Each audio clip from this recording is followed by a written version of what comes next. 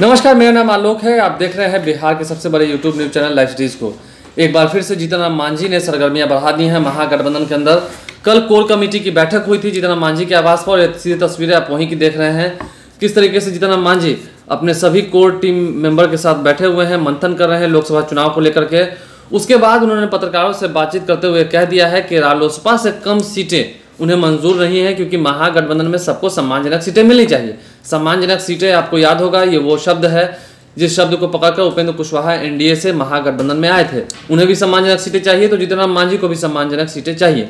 जरा सुनिएगा पहले जीतन राम मांझी ने क्या कुछ कहा। हम तो उन बातों को कोई प्रमाणिक मानते ही नहीं है। क्या मैं मान लूं कि सचमुच में हिंदुस्तानी अवाम मोर्चा सेकुलर को 1 सीट देने की बात है? कहाँ से ये बात आ रही है? उसी प्रकार से उनको भी 4 सीट देने की बात कहाँ से आ रही है?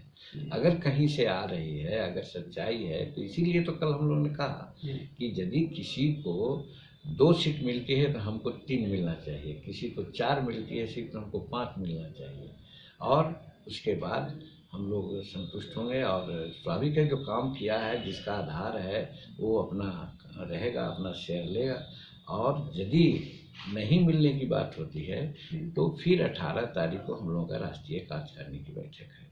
उस समय तक कोई पिक्चर साफ हो जाएगा और उसमें फिर हम लोग राय लेंगे कि क्या करना चाहिए। क्या करना है, क्योंकि विकल्प खुले हुए हैं आपके लिए, दूसरे विकल्प भी हैं। वो तो देखिए, हमारी पार्टी डेमोक्रेटिक पार्टी है, यहाँ पर अकेले हम कुछ नहीं कर सकते हैं। यहाँ हमारा कोई आदमी अकेले कुछ नहीं बोल सकता है। जो होगा बैठ करके निर्णय लेंगे। जैसे कल कहा ना, कल कोर कमेटी की बैठक है, कल 14 तारीख है, 14 तारीख को हम लोग जिला अध्यक्षों की बैठक हो रही है, फिर आप 18 को हम लोग नेशनल कार्यकारिणी की बैठक बुला रहे हैं। तो इस परिस्थिति में जो बातें आएगी, उन लोगों से गाइडलाइन लेंगे कि हमको क्या करना चाहिए। उसमें सारे विकल्प खुले रहेंगे। विकल्प तो बहुत तरह के विकल्प हैं, लेकिन ये विकल्प नहीं है कि हम लोग एनडीए में जा रहे हैं। अच्छा, ये विकल्प एकदम बंद है, टोटल 100% बंद है। किसी भी परिस्थिति में एनडीए में हम लोग नहीं जाएंगे, जिसकी चर्चा आप लोग करवा देते हैं। महागठबंधन से हटकर भी कोई दूसरा विकल्प हो सकता है। अब महागठबंधन में भी रह करके विकल्प है, बहुत तरह का विकल्प। क्या चुनाव में नहीं जाने का भी फैसला हो सकता है? बहुत पहले हम बोल चुके हैं व्यक्तिगत रूप में। हाँ। व्यक्तिगत रूप में हम बोल चुके हैं कि हमें 1 सीट भी नहीं मिलने की स्थिति में भी हम महागठबंधन में रहेंगे। लेकिन हमारे लोग, जो कल हमने देखा लोगों का, कि भाई जो आदमी आज आया है जिसका कोई कंट्रीब्यूशन नहीं है, उसके बारे में ये बातें कहाँ से आ रही है? डायरेक्ट उसको मैं नहीं मानता हूँ, लेकिन बातें आ रही है, तो उससे कम कैसे हमारा होगा? तो अब इसी को आपका जनाधार आपको लगता है आरएलएसपी से ज़्यादा? इसमें कोई दो मत है क्या? इसमें कोई दो मत है? अगर शेड्यूल कास्ट की बात अगर कर लिया जाए तो शेड्यूल कास्ट की आबादी यहाँ पर 16% तो है, रिकॉर्ड है, ऐसे 25% है। तो वैसी परिस्थिति में हमसे ज़्यादा किसको है जनाधार? राजद को छोड़ करके। राजद का है जिनके पास 16-17% सीट है, अपना रहा है।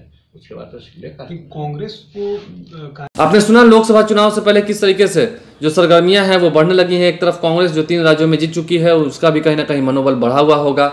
दूसरी ओर जीतन राम मांझी ने भी ये बड़ी मांग कर दी है। अब देखने वाली बात यह है कि ये भी कह दिया गया है साथ साथ कि बहुत सारे विकल्प खुले हुए हैं, तो क्या घर वापसी हो सकती है? किसकी, मैं बता नहीं सकता। कौन से दल के नेता क्या कब फैसला ले लेंगे।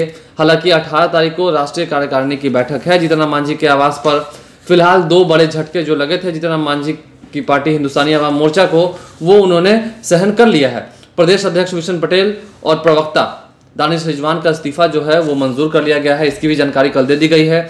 नए प्रदेश अध्यक्ष का ऐलान 18 फरवरी को हो जाएगा, जिस दिन राष्ट्रीय कार्यकारिणी की बैठक हिंदुस्तानी अवाम मोर्चा की। अब उस दिन पता चलेगा क्या आगे का फैसला लेंगे जीतन राम मांझी। लेकिन कहीं ना कहीं जो महागठबंधन में सीटों का जो पेंच है वो अभी तक सुलझा नहीं है।